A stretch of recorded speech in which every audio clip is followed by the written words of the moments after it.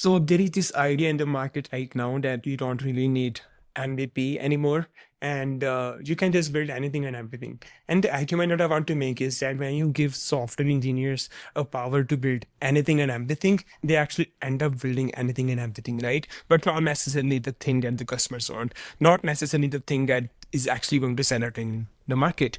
So let me give you one good example. Let's say that there is a town that have very good artists, and those are the artists who used to think before painting something. They used to think of the creative ideas. They used to think how the color looks like. They used to think, maybe they would want to represent something in nature, or maybe in universe, or maybe some creative idea. But now suddenly the magician comes into the town. Everybody listen to the magician, and then the magician says that, hey, there is this pencil, you just need to put it on a paper and then not think about it, and it's going to paint something for you. And everybody believes it, because what everybody is obsessed with this something, is the idea of just building something. It's just idea of like having, let's say, 100 paintings with them that they can go out and sell it out in the market. Now, do you think that at the end of 30 days, those painters are actually going to have a good paintings with them? They will just be having a random thing that is actually going to built out by the pen, right? And everybody else in the town will also have the same paintings. And when they will go out in the market, what they are going to realize is that either the guy who is actually going to buy the item from them already have a pencil with them, or they already have bought the painting from somebody else, right? There is no unique edge that you will have. And that is where all of the marketing, all of the customer finding MVP comes out. And it is not about actually that you have some idea that you want to copy, and then you want to, launch it into the market. It is not like you want to build a clone of makemytrip.com, etc., etc. No, that is not called MVP in the startup world. That is not called MVP in a startup world. That is basically just you copying the business straight away, right? And you shouldn't even try that, by the way. First of all, you shouldn't even try to go after big enterprises. You should try to go very lean. So, what is actually MVP about? MVP's idea basically, like it basically, for me, the best idea, the best part of MVP was explained by Peter Thiel in 0 to 1. And the idea is that you want to, figure out something that a lot of people don't believe in yet, but you truly think is actually a core and important problem that society, that needs to be solved in a society. So that is where the idea part comes in. Idea part is the first and foremost important part. It is not that you will go out in the market and then try to do something that somebody can already do. That is not how you will get paid. You will get paid because you have solved the problem that others can't do, that others can't solve, and they will owe you money to actually solve that problem. Now let's think about it. Let's say this is the world where everybody will have the same pen. All of the software engineers will have the same pen. What they will be doing is they will be copy pasting each other's work at the end of the day. They will try to copy paste each other company. They will try to copy paste and then build the massive and scalable software, which will have thousands of features, etc., etc., etc. But then at the end of the day, they will not be able to, let's say, figure out how to go from 0 to 1. They are basically going from 1 to 100 or whatever, right? They are never going from 0 to 1. To go from 0 to 1, you will have to come up with something that a lot of people don't already believe in, which means that a lot of people already thinks that this is a bad idea, or don't think that it is possible to be able to do it.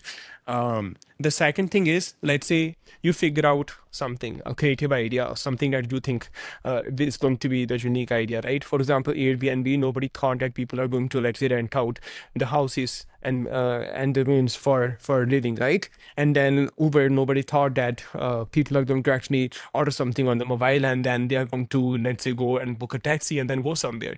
It was not normal. It was abnormal before Uber comes in. It was abnormal for you to actually find out friends online before Instagram, before Facebook came out, right? It was only possible through offline social engineering, which means that it was abnormal behavior.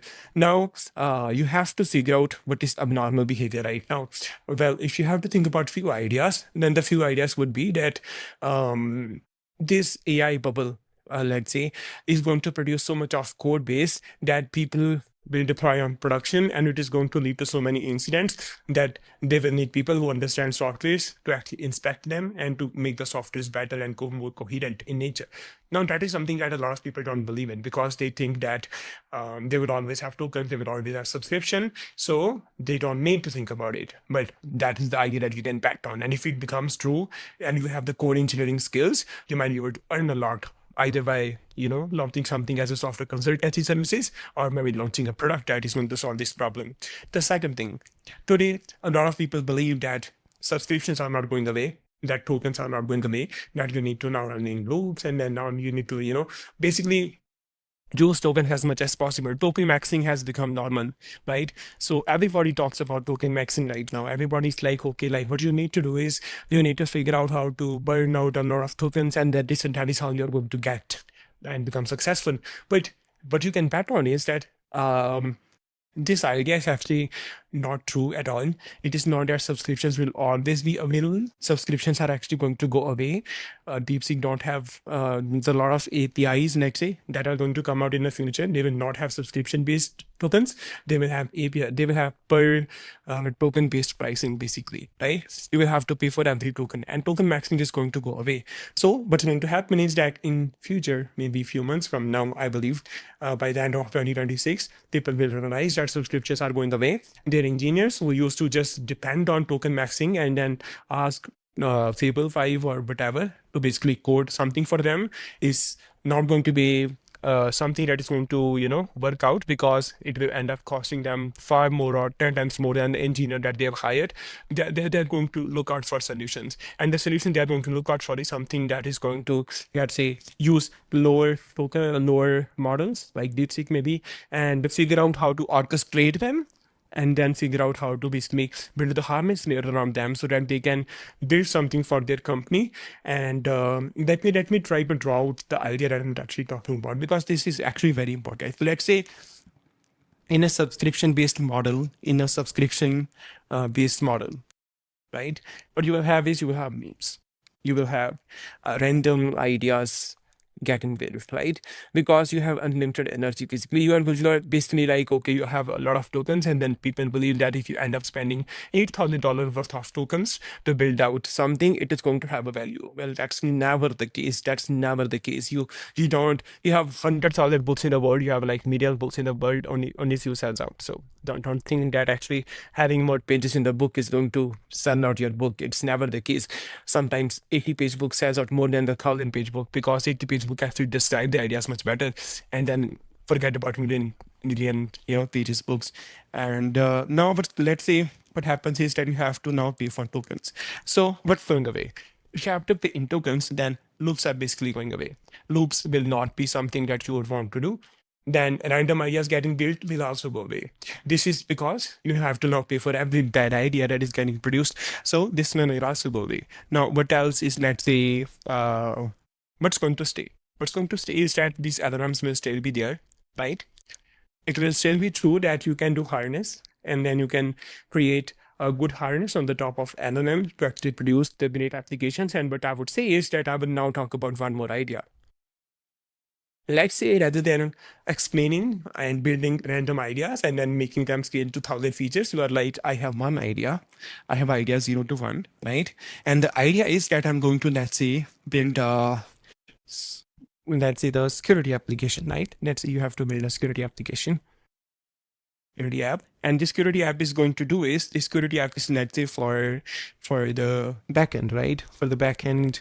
And this is also what this is going to do is, this is going to, let's say, first of all, look at APIs. And then this one is, let's say, going to look at different services, right? And this one is going to look at the deployed services like Docker, etc., basically cloud.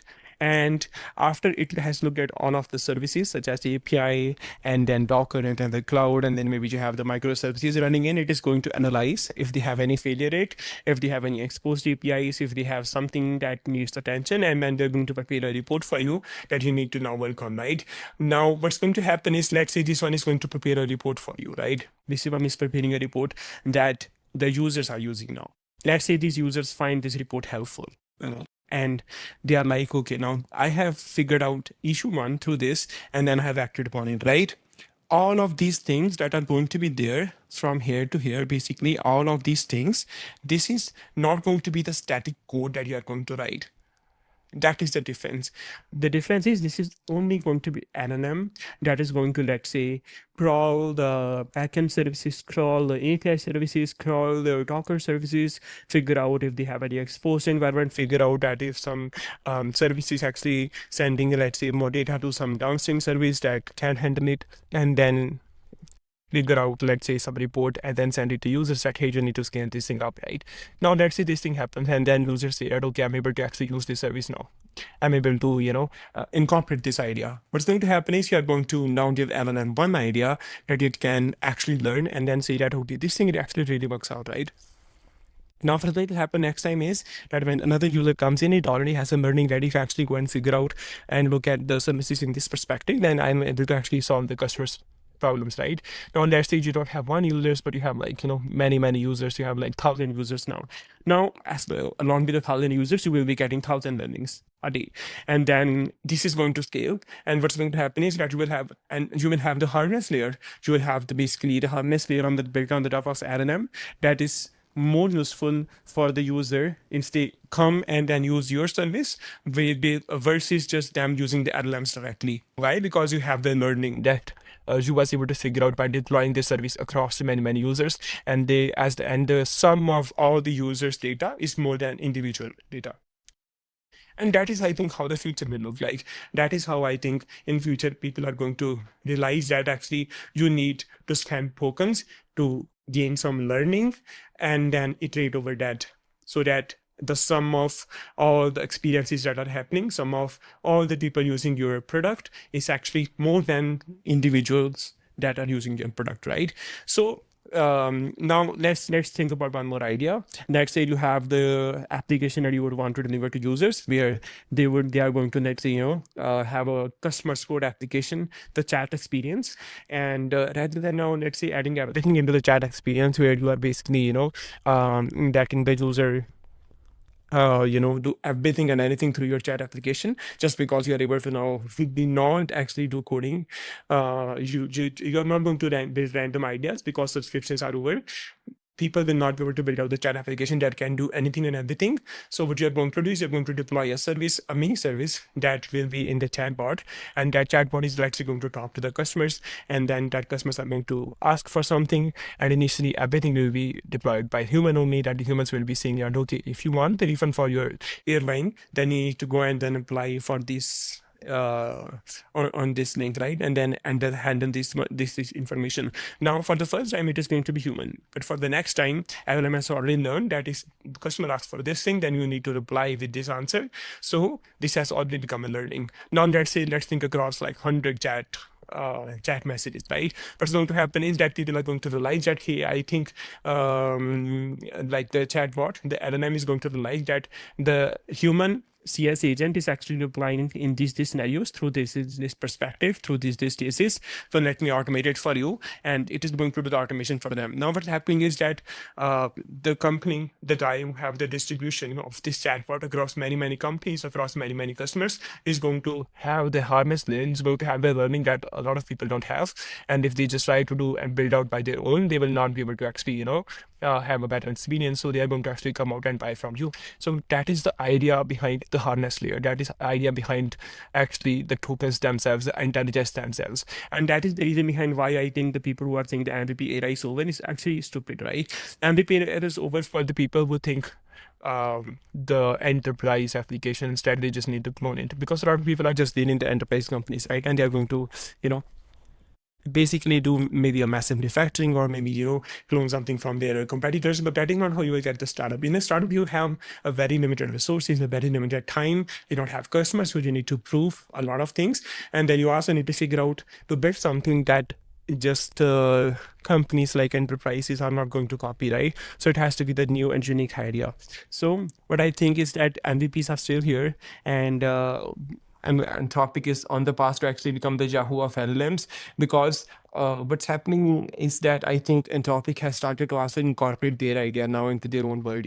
They before they used to maybe build out the harness layer of LLMs like Opus 4.6, Opus 4.7, which are really good products to custom through humans looking at the data and then building the data and then building the harness layer. But now they're like, okay, now we need to just put everything into the loop, because they came up with this idea that intelligence can now build up the intelligence on their own. So they are trying to prove their idea. So they have built out this Opus 5, which is like the first product that they have ever released, because there is no case, there is no human intelligence that is there in the product, right? It is just all just random AI slop that is getting built. So Anthropic is itself, let's say, at this point where they need to actually get away from this idea of token maxing, and they need to come up with a better idea where they are able to actually build out the products that people really want to use, right? So yeah, so I think unlimited intelligence that people have right now is not going to change anything, and what you need to do is you need to actually go lean. You need to go from 0 to 1, and the original ideas have never going away. They are actually becoming more and more concrete. They are becoming more and more important for you who actually want to build something in the world. So if you want to bet on something, bet against 99% of people, bet for 1%. That is what's actually going to end up either making you career or make you a lot of money. Thank you. That's it for this video, and I will see you next video. Do subscribe.